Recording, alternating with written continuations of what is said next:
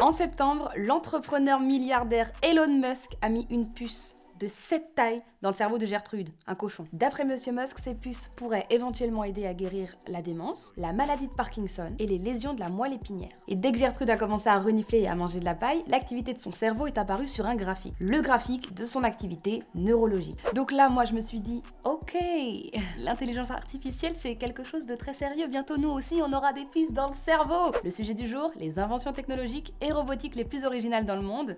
T'es prêt à décoller ? Attache la ceinture.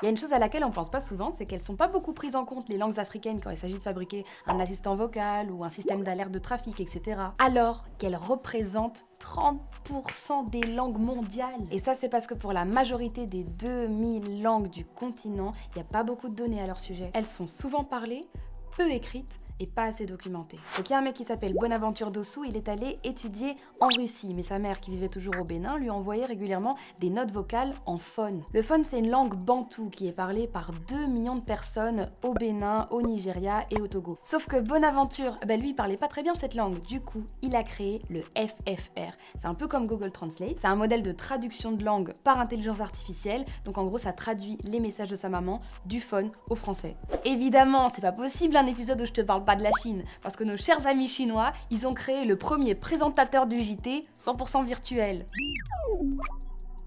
C'est l'œuvre de l'agence de presse Xinhua et de l'entreprise Sogu. Ce faux présentateur JT, il a pour but de lire des textes le plus naturellement possible. Alors l'avantage, en plein dans le mille, c'est que ce monsieur, il peut travailler 24 heures sur 24. Et donc ses expressions, sa voix et le mouvement de ses lèvres ont été créés sur la base de ceux des présentateurs de la chaîne.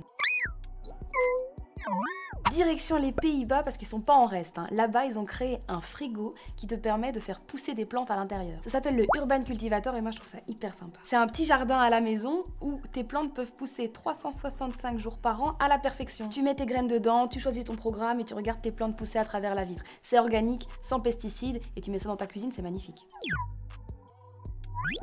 Une des inventions qui m'a le plus interpellée et en même temps elle m'a donné envie, parce que je suis une grande gourmande, c'est l'impression 3D de nourriture. Je te jure, ça existe. Bon, en 2005, il y a eu les machines à fabriquer ta pizza là. Mais là, on est passé à un step supérieur, mon gars. Ce dont je vais te parler maintenant, chérie, ça marche grâce à l'extrusion. Et donc là, tu vas me demander, mais c'est quoi l'extrusion, Laure? Et là, je vais te répondre, en fait, c'est la fabrication d'un produit à partir de l'écoulement d'un liquide. Et tu fais ça comme ça, par-dessus. C'est ça. Donc ça part d'aliments pâteux comme des mousses, des purées ou d'autres aliments visqueux comme la ganache au chocolat, etc. C'est pas pour faire un saucisse purée ou un mafé, mais c'est pas mal pour faire de la cuisine moléculaire ou des dîners un petit peu gourmets. Et pour finir en beauté, l'invention la plus inutile et la plus poucave de toutes, c'est le décapsuleur BOX. En gros, tes potes reçoivent une notif quand tu fais la fête sans eux. Ou alors ça peut devenir votre signal pour l'apéro time en ligne. Oh, Irène vient de décapsuler. Je me connecte. Avec modération, bien sûr. Je vous cache pas que tout ça, ça me fait un peu flipper, en fait. Que les machines et l'intelligence artificielle prennent le dessus sur les hommes, genre. Bon, pour l'instant, les machines reproduisent les actions pour lesquelles les hommes les ont programmées, mais on n'est pas à l'abri du soulèvement des machines. C'est une menace existentielle un peu pour nous, hein. Qu'est-ce que toi t'en penses? Est-ce que tout ça, ça te paraît inquiétant, ou est-ce que d'après toi, l'homme gardera toujours le contrôle? Dis-le moi en commentaire, ça m'intéresse. Je lirai tout ça en détail jusqu'à la prochaine escale. Et à demain, ou pas.